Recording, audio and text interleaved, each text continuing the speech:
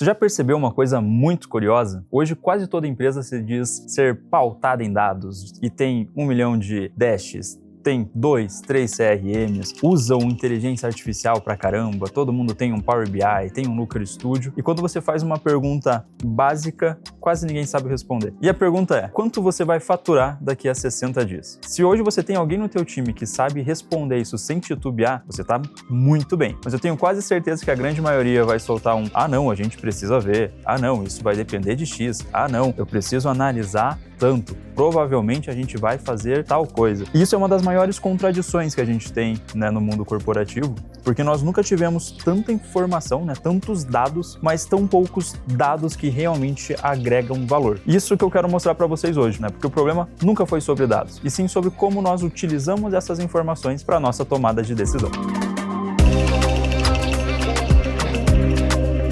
E para isso, existe uma pergunta que mudou completamente a minha maneira de enxergar os indicadores. A minha receita ela é consequência do quê? Né? Quais são os números que realmente afetam o meu resultado final? E a grande maioria das empresas ela acaba medindo, né? Ela vai olhar para receita, ela vai olhar para CAC, ela vai olhar para churn, para ticket médio, vai olhar para lifespan, vai olhar para market share e esquece de realmente entender o que antecede o funil para gerar uma receita previsível. E o grande problema disso é que todas essas métricas que eu comentei, elas nos mostram um cenário que já aconteceu. Elas são quase um post-mortem. Para você analisar CAC, você já tem que ter vendido e investido esse dinheiro. Para você analisar churn, o teu cliente já tem que ter churnado. Então, no final do dia, você consegue só tomar decisão em cima de eventos que já aconteceram. Elas não te trazem uma visão do o que você pode fazer para evitar que esse número aconteça. E no final do dia, muita gente, muito gestor, gasta muito mais energia tentando entender consequências do que no final do dia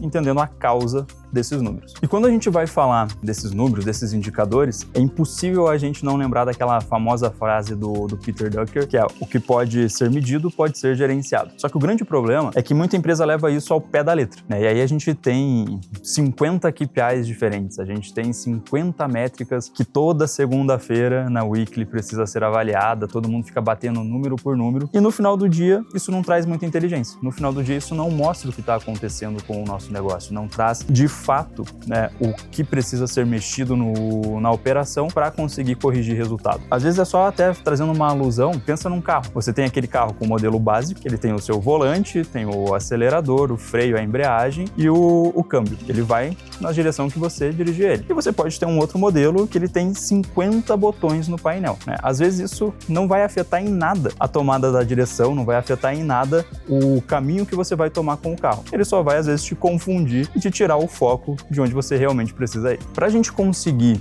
realmente entender o que afeta os nossos números e com isso a gente tomar decisões que possam caminhar a ter essa previsibilidade, existe um conceito que ele é chamado de Leading Indicator, que ele é basicamente o que antecede o nosso número principal, o nosso número chave, por assim dizer. Então vamos pensar num cardiologista. O que antecede um infarto normalmente? Antes da pessoa infartar, provavelmente ela pode estar com um colesterol alto, ou ela tem maus hábitos, essa pessoa ela é fumante, ela pode ser uma alcoólatra, ela pode ter N fatores dentro da vida dela e da rotina dela que podem causar um infarto. Ela é extremamente estressada, tá com o cortisol lá em cima. Tudo isso é um lead indicator que pode levar a um infarto, E é isso que esse médico ele avalia. Como que é o comportamento dessa pessoa, quão saudável estão os exames dela. E no mundo dos negócios é a mesma coisa. Para você conseguir ter previsibilidade de receita, você tem que entender o que está acontecendo com o teu pipeline. No final do dia, a venda ela é uma consequência de vários outros números que precisam ter acontecido para você conseguir trazer essa receita, mantendo dentro do universo empresarial. Vamos puxar como exemplo uma empresa de SaaS B2B.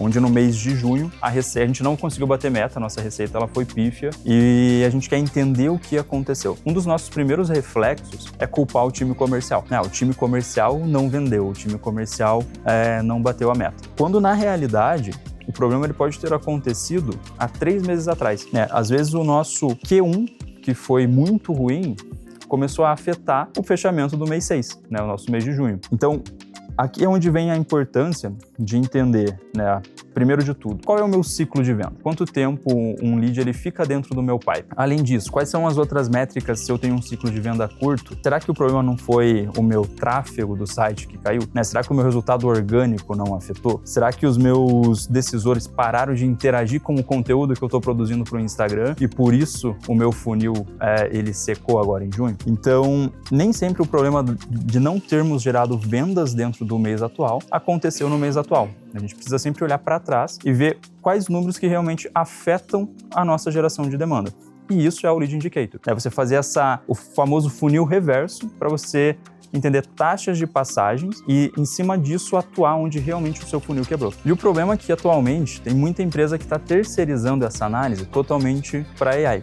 Né? E a AI ela tem um potencial absurdo de trazer muita coisa positiva. Né? Quem sou eu para criticar a AI? Eu uso todo santo dia em muitas atividades. Só que a gente não pode deixar a AI tomar as decisões e a gente terceirizar essa totalmente à frente analítica para a AI. E tem muita empresa que acaba fazendo isso, que sobe os dados do CRM, pede para a AI devolver onde que quebrou. Ou então acaba só fazendo a parte de analisar o script do vendedor e não entende se a gente entregou um volume realmente qualificado para esse vendedor ou não. Porque a AI ela realmente vai te trazer bons insights, ela vai te trazer toda essa frente analítica de fato, só que você precisa entender quais são as perguntas corretas que você precisa puxar para ela. Né? Porque a AI ela não vai entender padrão de mercado, né? O que está acontecendo no seu mercado atualmente. Ela não vai entender o comportamento dos seus clientes. Né? Você está com uma base completamente insatisfeita, seus clientes estão reclamando, seus clientes estão churnando, né? Tudo isso afeta a sua venda. A AI ela não vai entender mudanças culturais, mudanças organizacionais. Então a gente não pode terceirizar toda essa análise para a AI, porque isso vai criar uma miopia. Né? É nossa obrigação, enquanto gestores, analisar o que realmente afeta o nosso funil,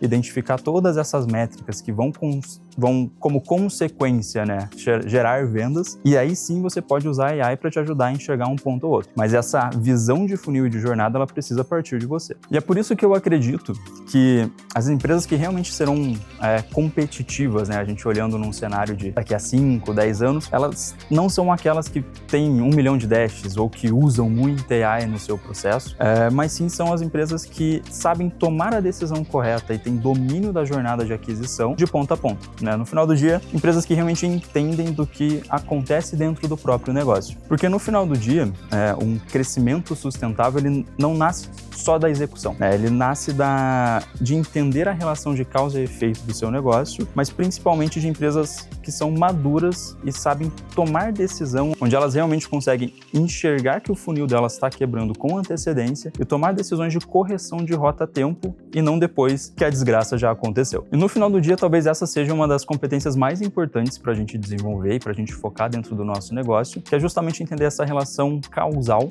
né, entre todos os números, seja na aquisição, seja no nosso marketing, seja no nosso CS, né, ter essa visão do que realmente está afetando o meu indicador principal e aprender a tomar decisão em cima desse lead indicator para que a gente consiga chegar no resultado esperado.